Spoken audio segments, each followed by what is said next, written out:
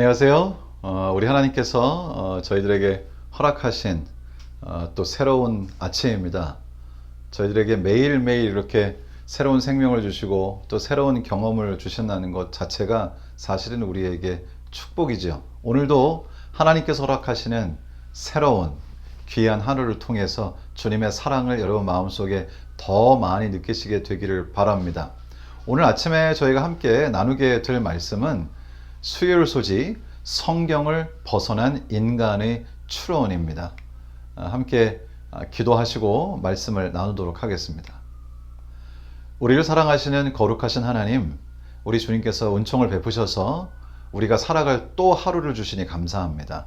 오늘 하루 동안 주님께서만 주실 수 있는 귀한 축복으로 우리 마음을 채우게 하시고 또 오늘 하루를 허락하심으로 우리에게 깨닫게 하실 또 더 깊은 주님의 진리의 말씀이 우리의 삶을 풍성하게 하는 하루가 되도록 도와주시옵소서. 마실 때까지 함께 하시기를 예수님의 이름으로 기도드리옵나이다. 아멘. 한 유명한 화가가 있었습니다. 유명한 화가가 어떤 그림을 이렇게 그렸습니다. 아마 그분의 이름이 부에나스라고 하는 것 같아요. 이게 프렌치라서 프랑스어라서 저도 좀 정확하게 읽지는 못하겠습니다만 이분이 이제 그림을 그렸는데 그 그림이 굉장히 유명해졌습니다. 그림의 제목은 비밀 정원인데요.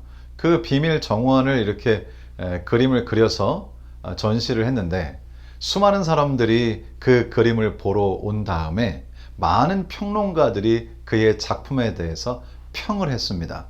이것은 그분의 내면에 가지고 있는 가상의 공간이다. 이것은 자신이 추구하는 자신의 정신적인 세계에 대한 표현이다. 지금 이 공간은 어쩌면 자신이 실제적으로 지금 있지는 않지만은 이미지로 그려지는 공간이다. 이런 식의 평가를 많이 했습니다. 왜냐하면 그 정원을 지금은 어떤 곳에서도 찾기가 어려운 실제로 존재하지 않는 정원처럼 보였기 때문에 사람들은 그렇게 평가를 한 것이죠. 그런데 결국 이 그림을 그린 화가가 이제 나타나서 여기 지금 이 슬라이드에 그 그림의 제목이 있네요. 이 프랑스어입니다. 의미는 비밀 정원이고요. 이제 이 사람이 실제로 그 그림을 그린 사람이 나타나서 사람들에게 그 그림의 의미를 해석해 주기 시작했습니다. 그런데 놀랍게도 이 화가가 해석해 주신 그 그림의 의미는 평론가들이 그리고 많은 예술가들이 했던 평과는 전혀 다른 것이었습니다. 모든 사람들이 다 그 정원이 지금 현재 존재하지 않는 정원이기 때문에 그의 마음속에 그려진 하나의 이미지다. 그의 정신세계를 표현한 것이라고 얘기했지만 이 그림을 그린 본 화가의 해석에 따르면 그것은 자신이 아주 어린 시절에 뛰어놀던 정원이라고 하는 것이었습니다.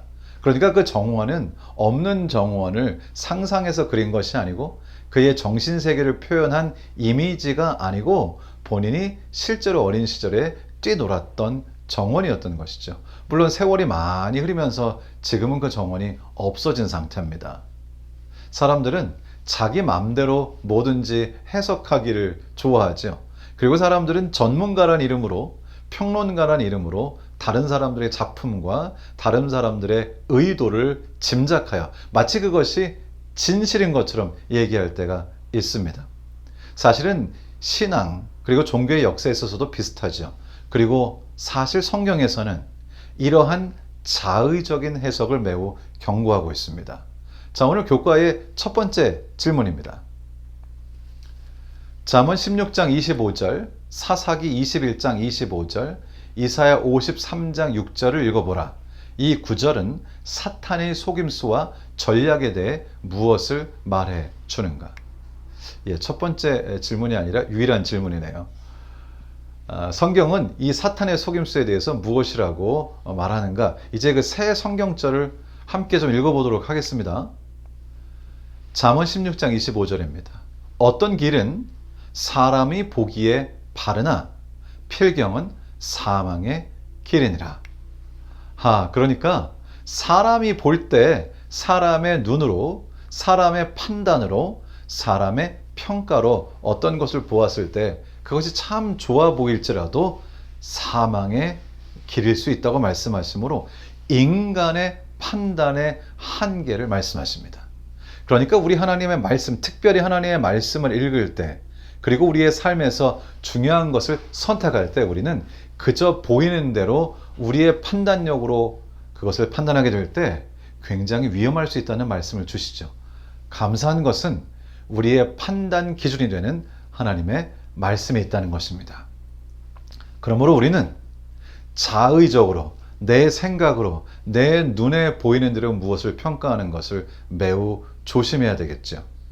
그러나 사단은 이러한 우리의 태도, 자의적으로 내 판단으로 그리고 내 짐작으로 무엇인가를 판단하여 평가하려고 하는 것을 사단은 매우 좋아한다고 하는 것입니다. 그것이 사단의 전략이죠. 하지만 제가 처음에 말씀드렸던 이야기에 나오는 평론가들처럼 원저자, 원화가의 의도를 전혀 모르고 완전히 반대로 해석하게 되는 경우가 비일비재하다는 것이죠. 여러분, 우리가 성경을 읽을 땐 또 어떻게 해야 될까요? 성경의 원저자는 누구신가요? 바로 우리 하나님이시죠. 그리고 그 하나님께서 우리 마음에 임하신, 우리의 삼위일체 하나님 중에 우리의 마음에 임하시는 하나님은 성령 하나님이시죠. 성경의 원저자가 되시는 하나님, 성령 하나님께서 우리의 마음속에 깨달음을 주실 때만 주님의 본래의 뜻을 우리가 이해할 수 있습니다. 사사기 21장 25절도 이렇게 기록하고 있습니다. 그때에 이스라엘의 왕이 없으므로 사람이 각기 자기의 소견에 옳은 대로 행하였더라. 사실 이 표현은 이 당시가 좋았다는 표현이 아니고요. 사람들이 그냥 자기 마음에 옳은 대로, 자기가 판단할 때 맞다고 생각하는 대로 마구 선택하고 살았기 때문에, 그리고 지도자가 없었기 때문에 국가는 매우 혼란스러운 상태에 있었고요. 수많은 사람들이 우상을 섬기고, 그리고 그것이 잘못된 일일지를 모르고 많은 죄를 저질렀다고 하는 것입니다. 사람이 자기 소견에 옳은 대로 행하는 것, 사실 이것은 인간이 망가질 수 있는 가장 빠른 길이죠.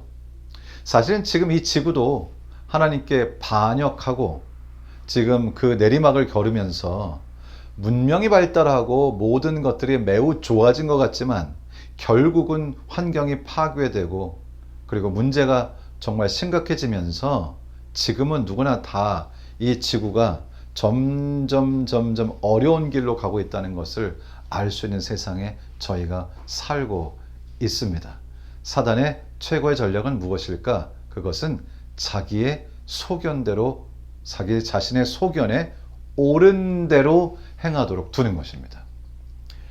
이사야 53장 6절도 역시 이렇게 예수 그리스도께서 십자가를 통하여 우리에게 제시하신 복음을 거절하는 사람의 태도와 이유를 이렇게 기록하고 있습니다. 우리는 다 양 같아서 그릇 행하여 각기 제 길로 갔거늘 여호와께서는 우리 모두의 죄악을 그에게 담당시키셨도다. 오늘 교과는 그렇게 복잡한 내용은 아닙니다. 매우 단순하지만 그러나 매우 중요한 내용을 다루고 있죠. 결국 내가 영적으로 파산하는 것은 무엇 때문인가? 내가 생각할 때 옳은 길을 선택하고 그리고 내 소견에 옳은 대로 행하고 그리고 내가 하고 싶은 대로 내 길을 가게 되는 그런 일들은 결국 이 진리 자체이신 주님께로부터 우리를 멀어지게 하고 진실로부터 멀어져 스스로가 스스로를 속임 가운데로 두게 돼서 결국 멸망의 길로 갈 수밖에 없다는 것을 성경은 저희에게 가르쳐 주고 계십니다. 여러분, 오늘도 하루를 사시게 될 텐데요. 아마 여러분이 선택의 순간들을 맞게 되실 것입니다. 로마서 8장에 있는 말씀처럼 영을 좇아 행하는 자에게 율법의 요구가 이루어지게 한다고 말씀하셨으니 성령 하나님께서 나에게 뭐라고 말씀하시는지, 내가 하려고 하는 이 선택이 하나님께서 원하시는 선택인지 이것을 묻고 주님께 기도하고 성령의 음성에 귀를 기울여서 성령께서 인도하시는 삶을 살았다고 하는 기쁨과 감사와 희열이 오늘 여러분들에게 있게 되기를 바랍니다. 한 커플이 이제 한 부부가 어떤 지역으로 휴가를 갔습니다. 그래서 이렇게 호텔에 있는데 좀 심심하고 좀 그 호텔에 있는 곳 주변을 돌아보고 싶어서 아무에게도 묻지 않고 두 사람이 저렇게 손을 꼭 잡고 그 동네를 이제 돌아다니기 시작했습니다. 그런데 이 남자분께서는 보통 뭐 길눈이 어두운 게 아니기 때문에 처음 온 곳이지만 잘 생각하면서 가면 분명히 다시 호텔로 돌아올 수 있을 것이라고 확신했습니다. 자기 자신이 길을 잘 찾는 사람이라고 아주 확신한 사람이었죠. 이제 두 사람은 호텔에서 나와서 그 동네를 걸어 다닙니다. 몇 시간을 걸어 다니면서 이것저것 산도 또 들도 또 바다도 또 사람들도 또 건물들도 많은 것들을 구경하면서 걸어 다니는데 굉장히 재미있어요. 지나가다가 또 맛있는 것을 팔면 가서 또 사 먹고 이렇게 하면서 쭉 걸어 다니다가 보니 갑자기 어디로 가야 할지를 모르겠는 것이죠. 자신의 생각이 옳은 대로 왔는데 이 호텔을 찾아가려고 그 길을 나서서 이제 돌아오는데 아무리 가도 내가 어디로 가고 있는지를 알 수 없게 된 것입니다. 어떻게 했을까요? 결국 이 사람들을 조금 수상하게 여긴 뭔가 길을 헤매는 것처럼 보이는 이런 모습을 보고 그 지역에 사시는 어떤 분이 묻습니다. 혹시 길을 찾고 계신가요? 예, 맞습니다. 사실은 이런 호텔에 저희가 가야 되는데요. 저희가 길을 잃은 것 같습니다. 사실 여러분, 남자들은 길 찾기에 대한 좀 자존심이 있었어요. 다른 사람에게 물어보는 것을 자존심 상하게 느끼는 경우가 있습니다. 뭐 과거에 저도 그랬습니다. 이분들도 이제 이 남자분도 사실은 그래서 묻지 않았던 거죠. 결국은 이제 그곳에 사시는 바로 그분 친절하게 물어주셨던 그분의 안내를 따라서 호텔로 잘 돌아올 수 있었습니다. 여러분, 저희의 영적인 삶은 어떨까요? 때때로 저희도 글쎄 그것이 자존심인지 아니면은 자신감인지 뭔지 모르겠지만 우리 주님께 묻지 않고 주님과 동행하지 않고 성령 하나님의 인도하심을 따르지 않고 성령 하나님의 음성에 귀를 기울이지 않고 내가 선택하고 내가 판단하고 내 자존심으로 어떤 일들을 행할 때가 있습니다. 그러다가는 길을 잃고 이제 그 다음 단계에서 어떻게 해야 될지를 알지 못하는 때가 되어서야 비로소 하나님께 묻는 그런 우울을 범할 때가 많이 있다는 것이죠. 여러분, 오늘 하루를 사실 때 하나님께 묻고 주님의 인도하심, 주님과 동행하는 그런 경험으로 하루를 꼭 사시게 되기를 바랍니다. 오직 우리 주님만이 우리를 인도하시는, 주님의 말씀만이 우리를 인도하시는 진정한 안내자가 됩니다. 주님의 축복이 여러분과 오늘 하루 종일 함께 하기를 주님의 이름으로 축원합니다. 제가 기도하고 이제 개인적으로 기도하시는 시간을 갖겠습니다. 우리를 사랑하시는 하나님, 우리를 축복하셔서 오늘 또 말씀을 통해서 내가 내 소견대로 내 눈에 옳게 보이는 대로 선택하는 것이 얼마나 어리석은 일인가를 깨닫게 하시고 우리 성령 하나님의 인도하심을 따라 미래를 하시고 우리의 삶을 인도하시고 온 우주의 창조자가 되시는 우리 하나님, 우리 성령 하나님, 창세기 1장에 하나님의 신은 수면에 운행하시나 말씀하신 그때부터 이 인간의 창조를 이루신 우리 성령 하나님의 인도하심, 그 음성을 저희가 듣고 귀 기울이고 따라서 주님의 인도하심을 따라 오늘 하루도 살아갈 수 있도록 하나님께서 도와주시기를 간절히 기도합니다.